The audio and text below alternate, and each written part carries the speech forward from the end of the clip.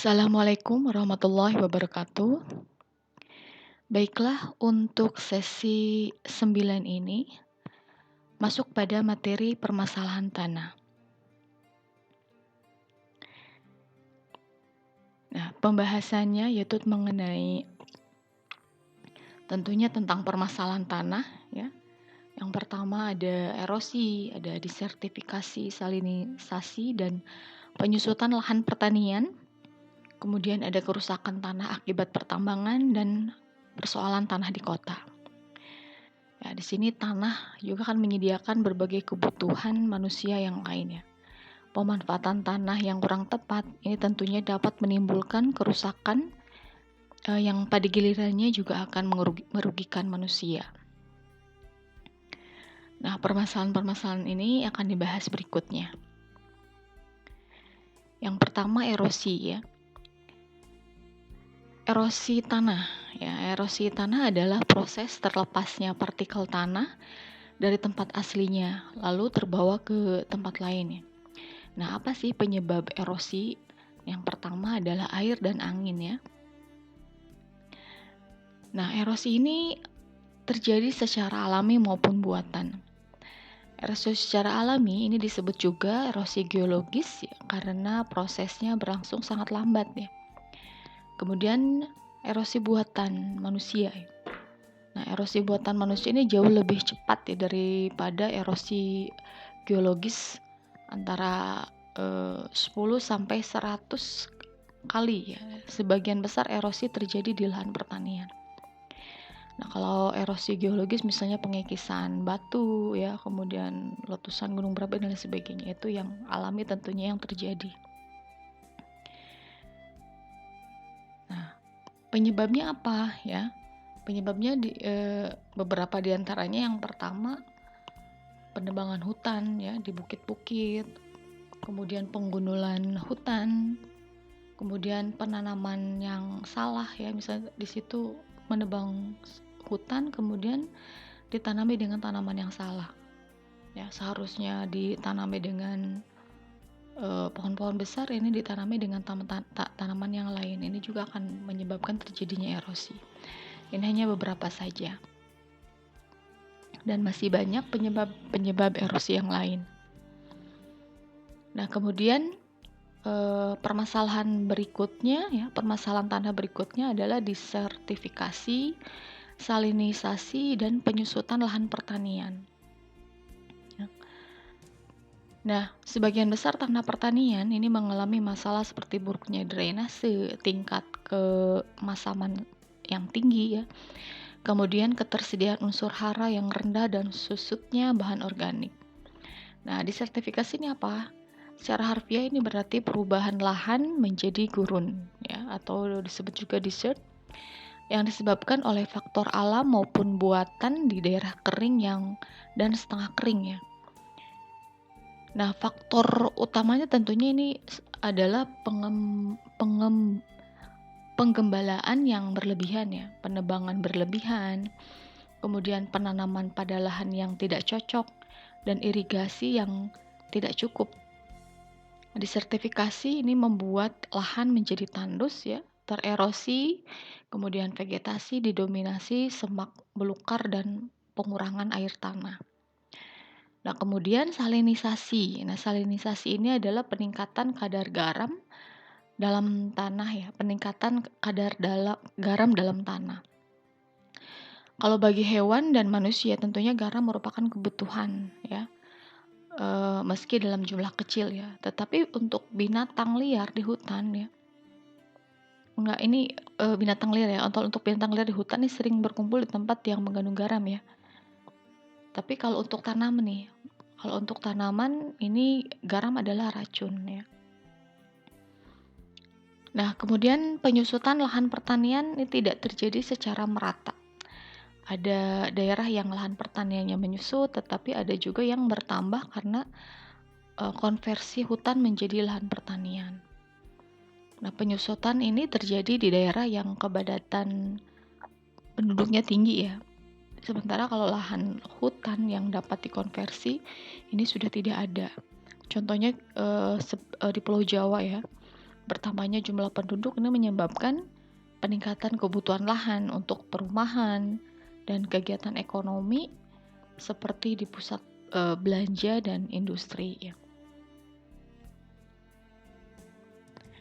Nah, kemudian kerusakan tanah akibat pertambangan. Permasalahan tanah berikutnya adalah kerusakan tanah akibat pertambangan. Nah, ini ada kerusakan fisik dan kimiawi ya. Kerusakan fisik apa? Ini kegiatan pertambangan ini kan secara kasat mata mengubah bentang alam secara drastis ya. Nah, dalam pertambangan sistem terbuka ini vegetasi di atas tanah ini harus ditebang. Kemudian tanah dikeruk ya, kemudian menyingkirkan bahan tanah dan batuan yang tidak mengandung mineral yang dicari. Kemudian pertambangan juga ini menyebabkan erosi tanah ya. Lahan tambang yang sebelumnya berupa hutan akan berubah menjadi lahan kosong yang tidak bervegetasi. Akibatnya apa? Terjadi erosi tanah, menyebabkan sedimentasi pada sungai sehingga menurunkan kualitas air sungai. Nah, kemudian kerusakan kimiawi ini. Kerusakan kimiawi apa? Nih, salah satunya adalah meningkatnya kemasaman tanah pada tingkat ekstrim tanah bekas pertambangan dapat mencapai pH 2. Nah, dalam tanah yang masam ini ya terjadi peningkatan kelarutan logam seperti besi dan aluminium ya dalam tanah. Ini sifatnya yang bersifat toksik ya terhadap tumbuhan sehingga membunuh tumbuhan nih. Kemudian pencemaran merkuri yang terjadi pada sungai, ini di daerah pertambangan menyebabkan ikannya mengandung merkuri. Nah, ini dari akibat pertambangan ini. Nah, kalau ikannya sudah mengandung merkuri bagaimana ya? Ketika ikan tersebut dikonsumsi oleh manusia, maka kandungan merkuri ini masuk ke dalam tubuh manusia. Nah, ini salah satu ya kerusakan tanah akibat pertambangan.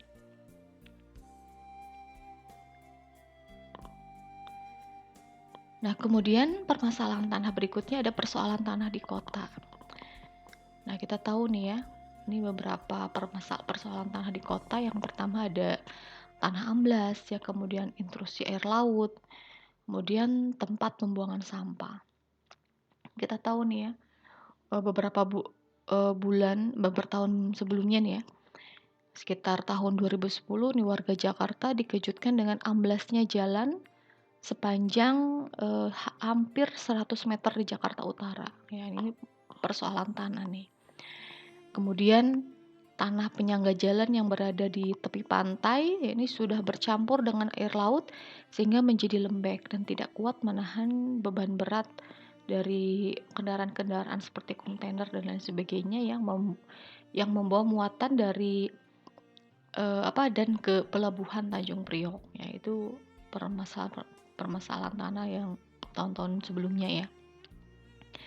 Nah, kemudian berkurangnya air tanah, nah ini ditambah dengan dibangunnya bangunan-bangunan besar nih seperti di Jakarta nih, menyebabkan permukaan tanah menurun ya karena tanah harus menyangga beban berat sementara air di dalamnya berkurang ya. Kemudian di kota-kota besar ketersediaan tanah semakin sedikit ya, semakin sedikit ya tidak sesuai dengan pertumbuhan penduduk. Sementara itu produksi limbah nih semakin banyak nih untuk ini permasalahan tempat pembuangan sampah. Sehingga apa? Tempat sampah yang ada ya tidak mencukupi. Ini persoalan-persoalan tanah di kota. Nah, ini yang Ibu bahas mengenai permasalahan tanah ya. Selebihnya silahkan kalian baca di modul yang sudah Ibu upload di Inaus ya. Oke, nah di sesi ini ya Ibu kasih tugas kelompok kembali. Untuk tugasnya itu berupa presentasi seperti yang dulu pernah disampaikan di tugas 3 ya. Biar mirip seperti itu. Nah, tugasnya apa? Memilih salah satu topik tentang masalah lingkungan ya, dan upaya pengendaliannya serta pencegahan kerusakan lingkungan yang ditimbulkan menggunakan teknologi informasi. Nah, kemudian menjelaskan permasalahan lingkungan dan bagaimana pengelolaannya menggunakan teknologi informasi dalam bentuk risam ya dan sharing pengetahuan melalui presentasi. Deskripsi tugasnya apa? Ini membuat risam tentang pemilihan lokasi sampling ya, frekuensi sampling, cara sampling, dan perlakuan sampel di lapangan menggunakan teknologi informasi. Kemudian metode pengerjaan tugasnya ya, tadi sudah disebutkan, kerjaannya dikerjakan secara berkelompok, terdiri dari 4 orang ya, anggotanya maksimal 4 orang. Kemudian mengumpulkan bahan atau materi tentang salah satu topik tentang masalah lingkungan dan pengendaliannya menggunakan teknologi informasi. Nah, membagi tugas dalam mencari literatur, analisis data, dan pembahasan. Kemudian direkap ya tentang topik yang dipilih, kemudian nanti sharing diskusi tentang topik yang dipilih, ya sharing diskusinya ya nanti dengan kelompok lain melalui presentasi. Nah, kemudian bentuk format luarannya ya, objek garapannya mengenai boleh ya, ini bebas nih ya, kalau dulu kan tentang permasalahan air ya kalau nggak salah. Nah, di sini untuk objek garapannya Ibu bebaskan ya. Boleh tentang permasalahan kependudukan ya, kemudian tentang sumber daya alam, kesehatan lingkungan, pencemaran lingkungan, dan manajemen lingkungan. Tentunya yang pernah disampaikan misalnya di tugas 3 itu berarti tidak boleh disampaikan lagi di sini, harus yang berbeda. Nah, kemudian bentuk luarannya sama seperti tugas 3 ya, ada laporan. Nah, di sini diusahakan coba ya minimumnya 15 halaman di luar lampiran ya. Menggunakan kertas A4.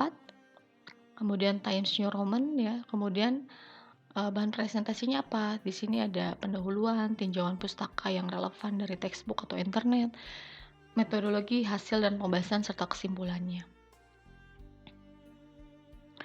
Tentunya slide presentasinya menggunakan MS PowerPoint ya. Nah, daftar rujukannya silakan bebas ya, boleh dari internet, dari jurnal, dari e-book ya, kemudian dari buku teks, majalah dan lain sebagainya. Silakan kalian masukkan nanti ke dalam daftar pustaka atau daftar rujukan di laporannya. Misalnya saya mengambil dari beberapa jurnal gitu ya, dari beberapa jurnal yang membahas topik yang sama, misalnya topik yang berkaitan misalnya. Kalian masukkan ke situ kemudian dikaji lagi. Nah, itu ya. Kemudian jadwal pelaksanaan diskusinya kapan, presentasinya. Nah, untuk jadwal pelaksanaannya ya, kalau yang dulu tugas 3 kan belum dipresentasikan ya. Baru kasih link, tapi sudah ada yang semuanya sudah mengumpulkan. Nah, jadi nanti sekalian ya untuk presentasinya.